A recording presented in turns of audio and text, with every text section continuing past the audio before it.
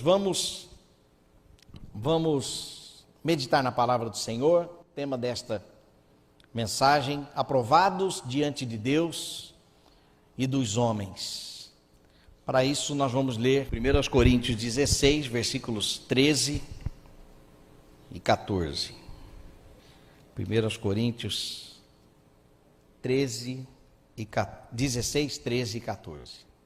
No telão, a nova versão internacional diz assim: estejam vigilantes, mantenham-se firmes na fé, sejam homens de coragem, sejam fortes, façam tudo com amor. A minha versão diz: sede vigilantes, permanecei firmes na fé, portai-vos varonilmente, fortalecei-vos, todos os vossos atos sejam feitos com amor. Meus queridos, o apóstolo Paulo escreveu a carta aos Coríntios por volta do ano 57, depois de Cristo, naturalmente. Ele estava na cidade de Éfeso quando escreveu esta carta, e o objetivo era orientar a igreja a partir de sérios problemas que eles estavam enfrentando. Ele tinha o interesse de corrigir pontos, e a carta então está dividida em pelo menos 4 partes, da qual destaco 3. Das lamentáveis divisões e disputas partidárias que surgiram entre elas, entre os irmãos daquela igreja, dos casos de imoralidade que se tornaram conhecidos entre eles, e o grande problema é que aparentemente eles foram indiferentes aos princípios da moralidade. E a terceira razão, das várias questões doutrinárias e da ética, que envolve a questão do véu, do uso do véu, a ceia do Senhor. Então o apóstolo Paulo escreve a partir das informações que ele teve destas situações da igreja. Então ele orienta para que a igreja volte aos princípios, às instruções que elas tiveram.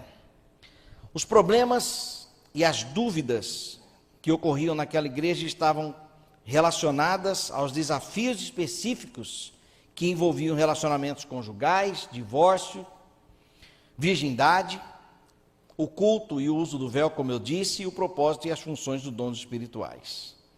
Um contexto há aproximadamente 1980 anos atrás. E nós já percebíamos aqui estes problemas, e que parece que se estendem até os dias de hoje. A pergunta é: por quê? E a resposta: porque a igreja é perfeita por causa de Jesus, e ela é imperfeita por nossa causa. Infelizmente, a igreja tem as suas falhas, infelizmente a igreja tem os seus problemas de divisões, problemas morais, porque nós fazemos parte dela. Somos pecadores, porém perdoados, amém?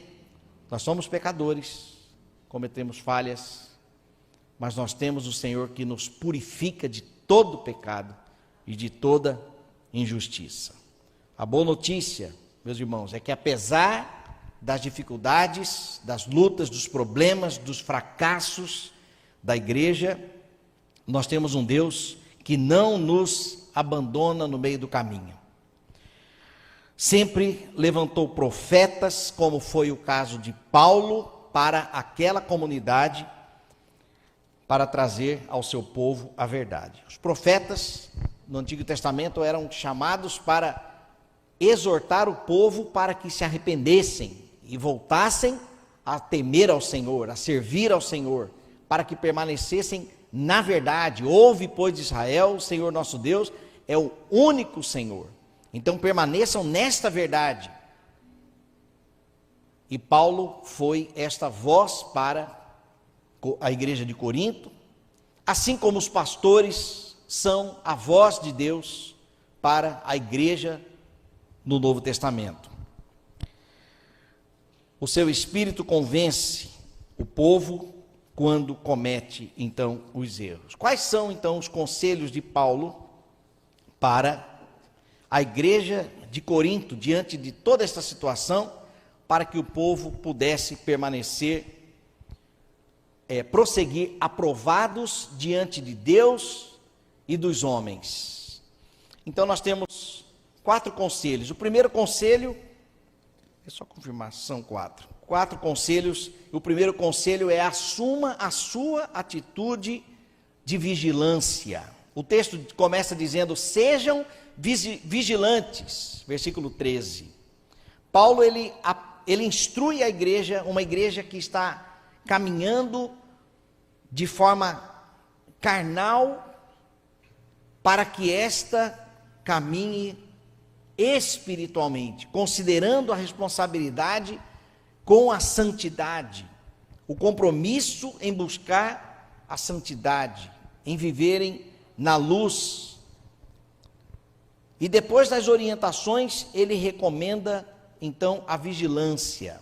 Esse trecho da carta já é a parte de conclusão. Então ele diz: igreja, sejam vigilantes.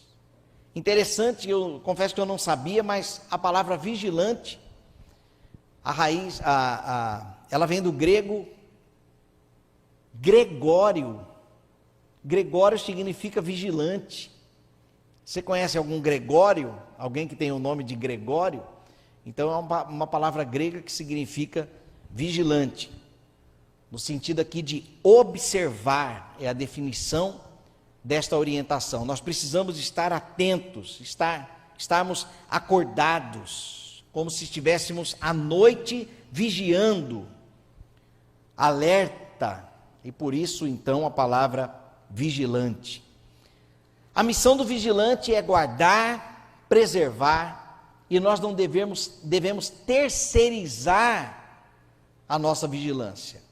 É comum uma empresa contratar uma empresa de vigilância terceirizada, porque neste caso é uma garantia maior de segurança. Agora, quanto à nossa vida espiritual, ao nosso compromisso, nós não podemos terceirizar para a igreja a nossa vigilância, terceirizar para o pastor a nossa vigilância espiritual. Ah, se a mensagem não é boa, então a culpa é do pastor se eu cair em pecado. Ah, a escola bíblica dominical está falando sobre um outro assunto, ou então eu estou lendo a Bíblia, não estou lendo a Bíblia, então a responsabilidade é dos outros? Não, nós não podemos terceirizar. Por isso que Paulo diz: sejam vigilantes, cada um de vocês. E a característica do vigilante é a responsabilidade, a atenção e a capacidade de reação. A responsabilidade, a missão, ela é individual. A atenção é observar o que está acontecendo. E a capacidade de reação, segundo a palavra de Deus. Lembra de Cristo quando estava no deserto sendo tentado? A sua capacidade de reação foi mediante a palavra de Deus, a fidelidade à palavra. Então, desta forma também devemos nos policiar, sempre conforme a palavra de Deus. Alguns textos sobre a vigilância. Apocalipse capítulo 16, versículo 15, diz o seguinte: eis que venho como ladrão à volta do nosso Senhor. Feliz aquele que permanece vigilante. Jesus voltará, sabemos disso, e voltará para buscar a sua igreja. E dou aqui uma orientação, uma dica, uma sugestão quando você estiver evangelizando alguém. Use esta informação de que Jesus voltará. Na semana passada parei lá perto de casa tem um sushi, bem baratinho. Eu aprendi a gostar de sushi. E aí eu parei, como era um domingo passado, eu estava de blazer, né? E aí o rapaz que faz o lanche falou assim, faz o sushi, ele falou assim: tá está voltando da igreja? Falei, sim. Qual igreja você é? Falei, pronto, agora nós vamos aqui. Vamos lá. Falei, não, eu sou lá na igreja, primeira igreja batista de Aracaju, lá na Lagarto e tal. Ele falou, eu gosto de ouvir, assim, músicas evangélicas e tal. E aí eu tive uma oportunidade, não sei como, de contar a minha história rapidamente.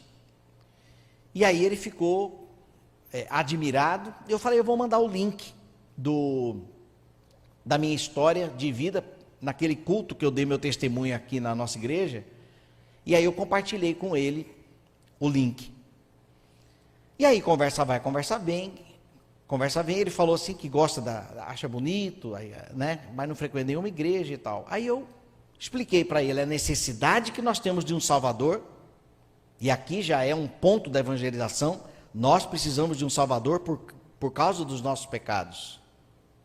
E quando isso tiver resolvido, quando a pessoa entrega a vida a Cristo, ela também tem a garantia de que quando Jesus voltar, a pessoa irá com Cristo, porque Jesus voltará para buscar a sua igreja. Eu disse para ele. Aí ele ficou assim. Eu falei, Jesus voltará. A Bíblia diz isso. Meus irmãos, o mundo aí fora não sabe disso. Nós nos acostumamos com esta verdade dentro da igreja e nós achamos que lá fora todo mundo sabe.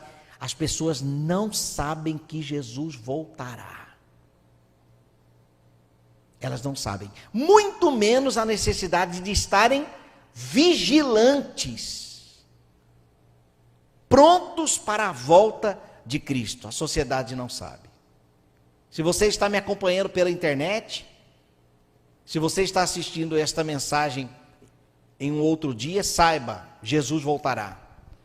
E ele não voltará para fazer o bem por aqui. Ele não voltará nem mais como um salvador. Ele voltará como juiz. Ele encerrará a sua missão, buscando o seu povo. E se você não está preparado, você precisa entregar a sua vida a Cristo, porque só assim você terá garantia de que será arrebatado com Ele. Então a vigilância aqui tem a ver com isso. Então quando você estiver conversando com alguém sobre Jesus, diga essa frase, Jesus voltará, você sabia? E para isso nós precisamos estar prontos. Como? Aí você evangeliza a pessoa. Ela entrega a vida a Cristo. Porque não se trata mais de estar numa igreja, se é bom, se é ruim, se é legal, se não é, se a música é boa. Não, é uma necessidade urgente. E a orientação de Paulo aqui é: assuma a sua atitude de vigilância. Feliz aquele que permanece vigilante. Um outro texto de Lucas 21:36, então vigiai sempre, orando para que sejais considerados dignos de escaparem de todas as coisas que irão acontecer e de ficarem de pé diante do Filho do Homem. Então o propósito da nossa vigilância é para permanecermos na verdade. O segundo conselho de Paulo para a igreja é: permaneçam firmes na fé, que na verdade é uma extensão do propósito da vigilância. Permanecer aqui significa ficar parado. Mas num lago? Não. Ficarmos permanentes no mesmo lugar, ou seja, na verdade. E permanecermos firmes na fé. A fé aqui é na confiança em Cristo para a nossa salvação. Em nenhum outro nome há salvação para a humanidade. Ninguém em toda a humanidade pode garantir que nós podemos ser salvos por Ele, por uma outra pessoa. Ouve, pois, Israel, o nosso Senhor é o único Senhor. E nós sabemos que esse único Senhor é também Jesus Cristo. Se com a tua boca confessares Jesus como Senhor, e no seu coração crer que Deus o ressuscitou dos mortos, serás salvo. Então, quando nós somos exortados por Paulo a permanecermos firmes na fé, significa caminhemos dia a dia com o Senhor. Essa semana eu tive, na segunda-feira, conversando com um amigo pela uma videochamada, e ele perguntou, como que você consegue permanecer em Deus? Com tantas atividades que tem para fazer, como que você assim não esquece de Deus? Eu falei, primeiro, é o meu casamento com Jesus. Nós nos casamos com Cristo. E se casamos com Cristo, a gente não precisa ficar lembrando, eita, é verdade, eu casei com Jesus. É assim, no nosso casamento é assim, eita, eu casei, eu tenho que voltar, eu tenho uma casa, eu tenho uma esposa, deixa eu me lembrar, é assim? Não é. Nós temos plena ciência de que nós temos um cônjuge e vivemos este compromisso. Nós vivemos este compromisso. A aliança é uma lembrança. E com Jesus, nós casamos com Cristo. Nós temos um compromisso com Jesus. Nós precisamos ser fiéis a Jesus. Eu disse para ele. Segundo, eu falei para ele, assuma um compromisso com o ensino bíblico na sua igreja. Ele falou assim, por quê? Eu falei, porque dessa forma você irá aprender toda semana, porque você vai ter que debruçar na palavra, você vai ter que preparar um estudo, você vai ter que preparar uma lição, uma reflexão, e são oportunidades que nós temos de permanecermos crescendo. Com todo respeito, mas quando nós somos crentes de banco, ou seja, só ficamos no banco, não exercemos ministério, não somos professores de escola bíblica, não lideramos um pequeno grupo, não fazemos um estudo, não fazemos um culto nem em casa. Então a nossa tendência é ler quando dá tempo,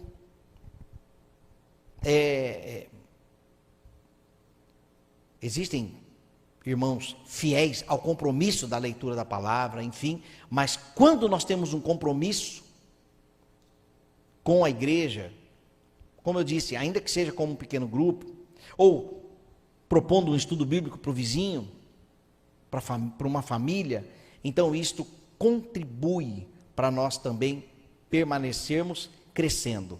Algo que eu admiro muito no pastor Jabes Filho. Toda sexta-feira ele tem um artigo teológico que ele escreve e manda por e-mail para todos que são cadastrados no site dele, escrevinhando. Então ele se dá o trabalho de meditar, refletir e escrever. Isso proporciona o quê? Crescimento no conhecimento da palavra. São oportunidades. Meus irmãos, tudo isso para permanecermos firmes na verdade. Nós temos que usar também da criatividade para crescermos no conhecimento da palavra. Não dependermos somente de escola bíblica dominical. A escola bíblica, uma vez eu já disse aqui, a escola bíblica dominical deveria ser uma aula de reforço para aquilo que a gente vê em casa. E a gente vem no domingo, e no domingo reforça aquilo que a gente já tem aprendido. Agora, se a gente inverte os papéis, e só domingo a gente aprende, como permaneceremos firmes na fé? Se a fé vem pelo ouvir, e o ouvir da palavra de Deus. Então, meus irmãos, a igreja, ela não é perfeita, mas permaneçam na fé. As famílias da nossa igreja não são perfeitas. A família pastoral da nossa igreja não é perfeita, mas permaneçamos firmes na fé, um ajudando o outro a permanecer na verdade. Está sentindo falta de alguém na igreja? Vai atrás em nome de Jesus. Porque, um exemplo comigo, quando eu já percebi pela experiência, eu tenho 6 anos que estou aqui como pastor, 6 anos. Quando eu percebo, eu passei isso por 3 situações parecidas. Quando eu percebo a ausência de alguém, eu entro em contato. Já se passaram 4 meses. Então, para eu sentir falta de alguém, significa que já tem uns 4 meses que a pessoa está ausente.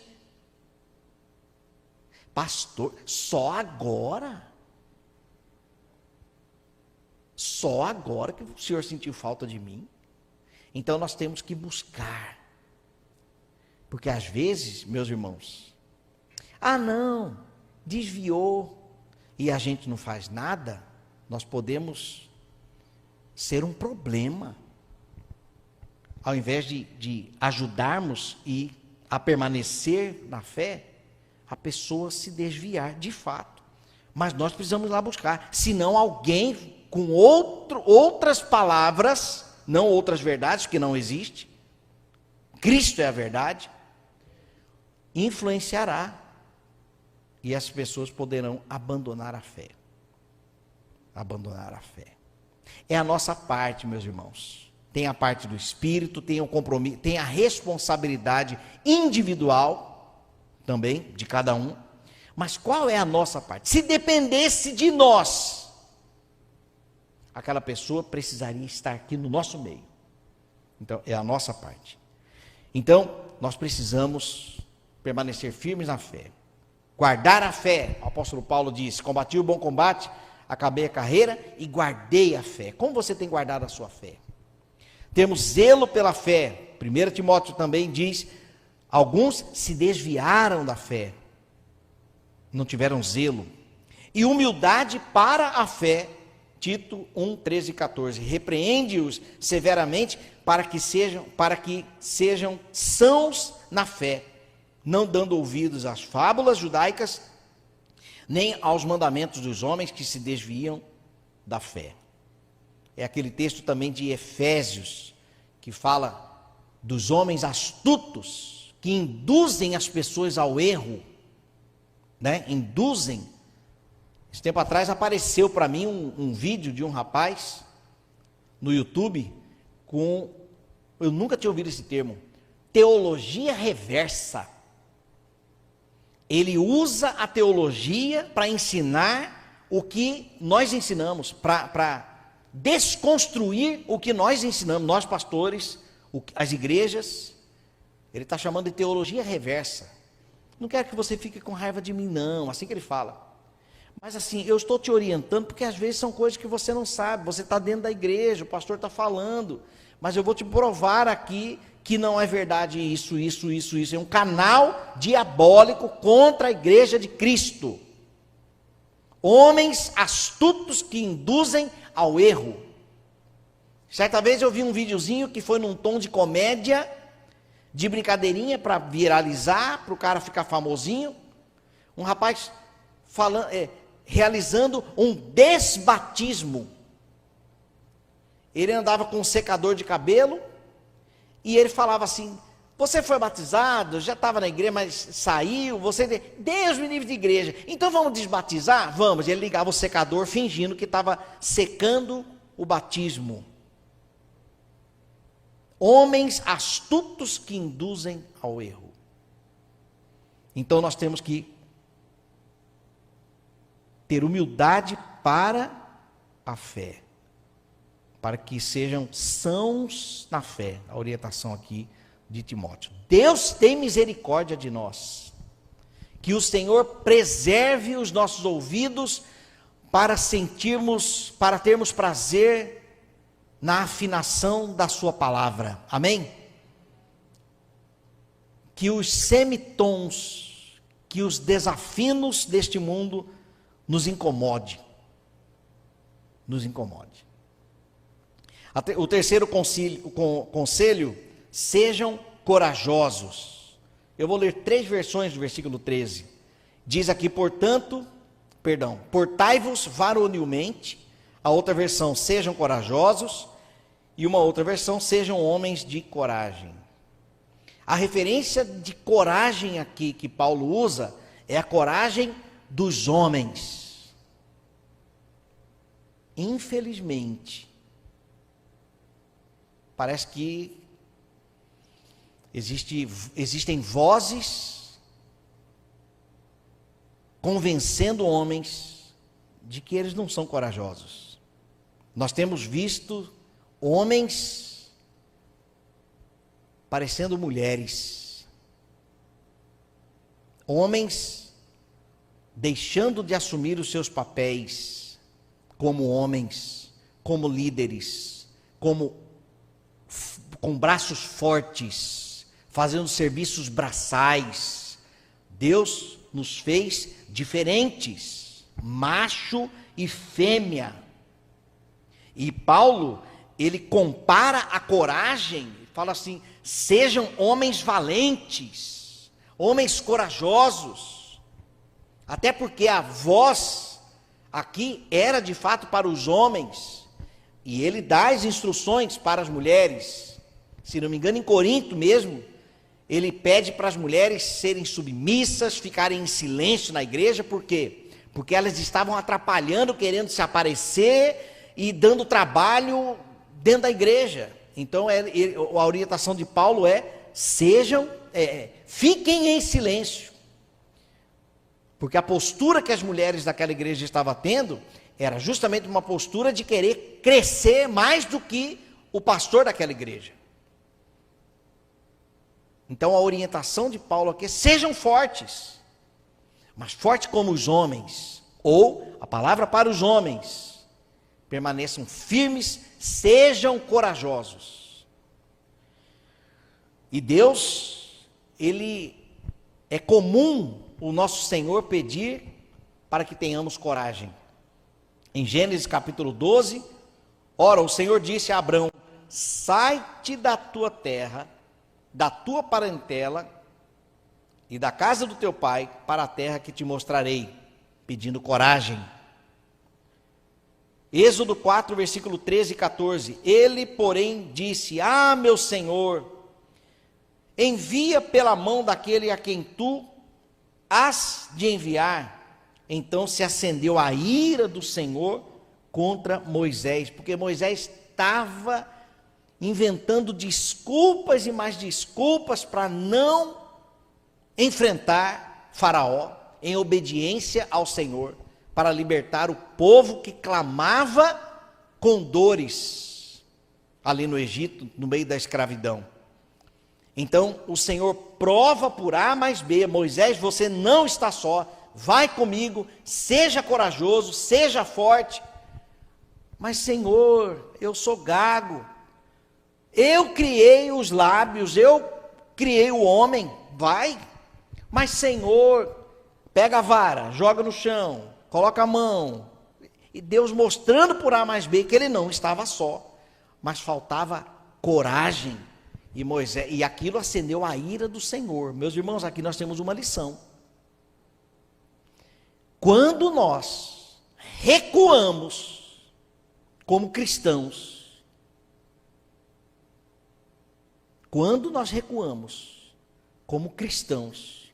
naquilo que nós deveríamos avançar em nome do Senhor, isto pode despertar a ira no nosso Deus. Que fé é essa? Que coragem é essa? Por que vocês estão se escondendo? O primeiro caso de uma pessoa se esconder na Bíblia, nós sabemos, né? Foi quando houve pecado.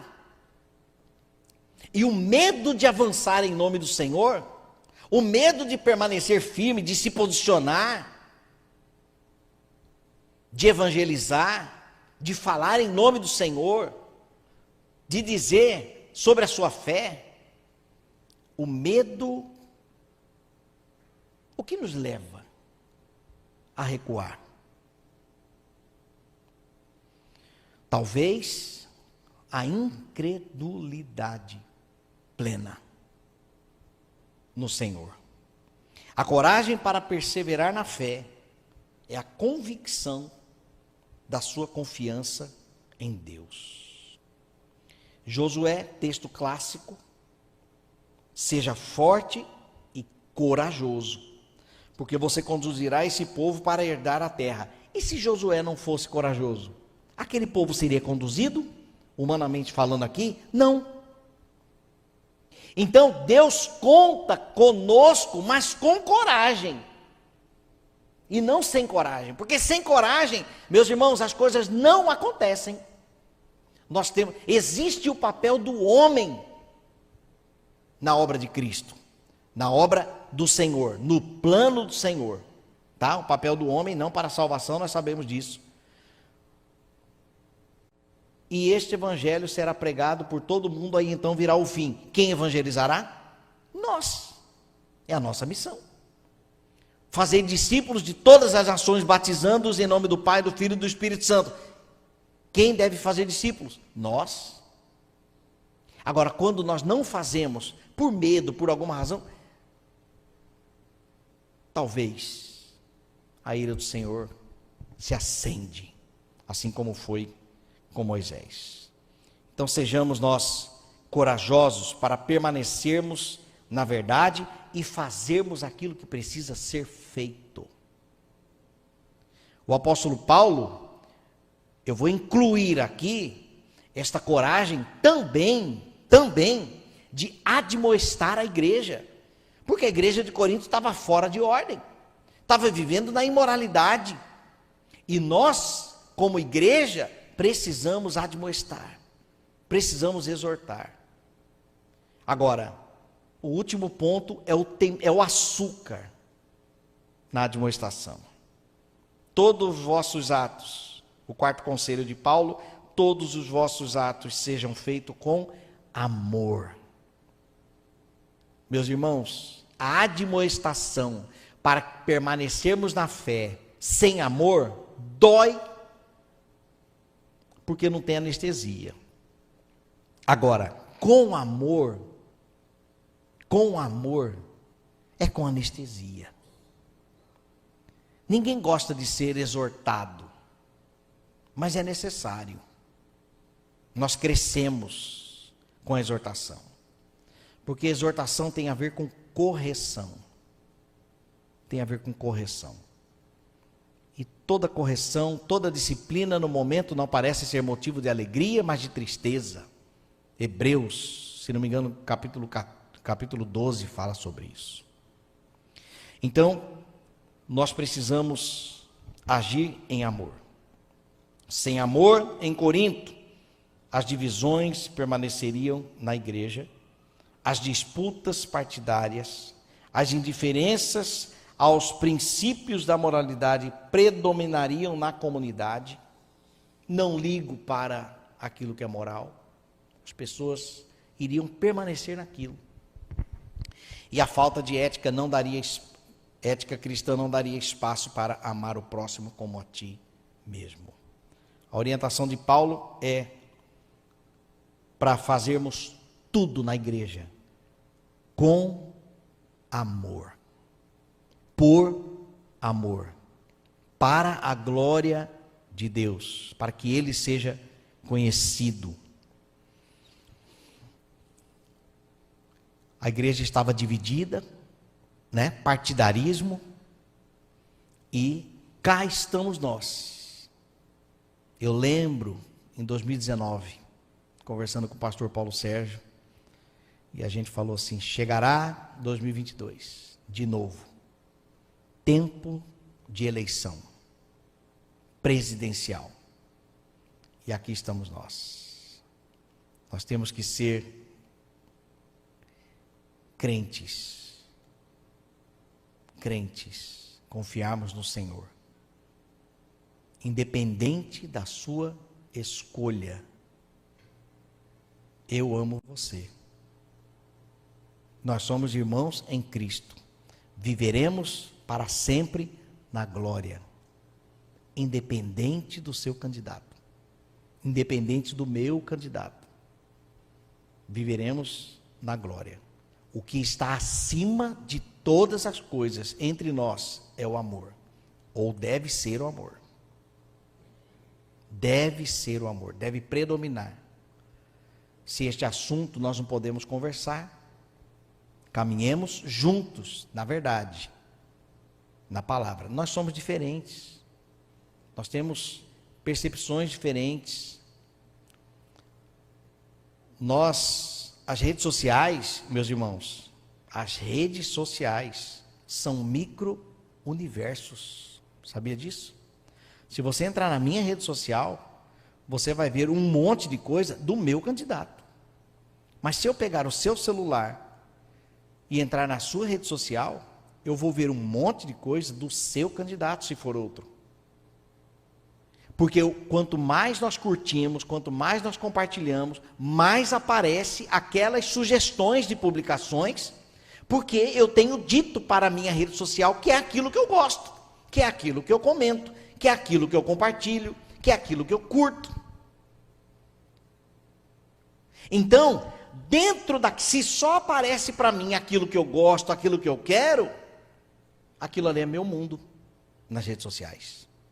Então, cada um de nós que está lá tem o seu mundo, as suas verdades, tá? Não estou questionando a palavra, mas como eu disse, nós somos bombardeados por informações que nós estamos dizendo que temos interesse. Então, por isso que hoje inclusive a própria democracia está em jogo também por causa disso. Existe um documentário na Netflix, o Dilema das Redes. Assista esse documentário, o Dilema das Redes. E ali existem os criadores dessas redes sociais falando do caos que vai acontecer justamente por causa das próprias redes sociais. Enfim, então, o assunto na rede social, acima de tudo, o amor entre nós, o amor entre a igreja. Precisa exortar, corrigir em amor, servir em amor, ajudar em amor. Para concluir, meus irmãos, vamos ter música? Muito bem. Já pode subir aqui. Para concluir a mensagem, eu quero ler aqui a defesa de Paulo diante do sumo sacerdote Ananias e Tértulo. Ele foi acusado como o principal agitador da seita dos nazarenos, né? Estava atrapalhando aquela comunidade por causa da sua fé em Jesus. Atos capítulo 16, versículo 5, diz assim: por isso, também me esforço, o argumento de Paulo na sua defesa, também me esforço por ter sempre consciência tranquila diante de Deus e dos homens. Esforço para ter consciência tranquila diante de Deus, diante dos homens. Como teremos isso? Sendo nós aprovados diante de Deus, mas também, meus irmãos, diante dos homens. Nós não podemos viver apenas do jeito que nós queremos e vocês vão ter que me engolir, frase do Zagallo. Não é assim. Na igreja de Cristo não é assim. Aí fora é, mas aqui dentro não. Eu preciso considerar os meus irmãos. Eu preciso considerar, porque existe na igreja de Cristo pessoas que sabem menos que eu. Então eu preciso considerar os fracos de conhecimento, o apóstolo Paulo diz isso. Mas existem pessoas que sabem mais do que eu, e essas pessoas precisam também considerar a mim, que sou menos entendido, talvez pela experiência de vida ou por falta de conhecimento mesmo, por falta de busca, enfim. Mas nós precisamos considerar uns aos outros. E diante disso, sermos aprovados, tanto diante de Deus, quanto diante dos homens.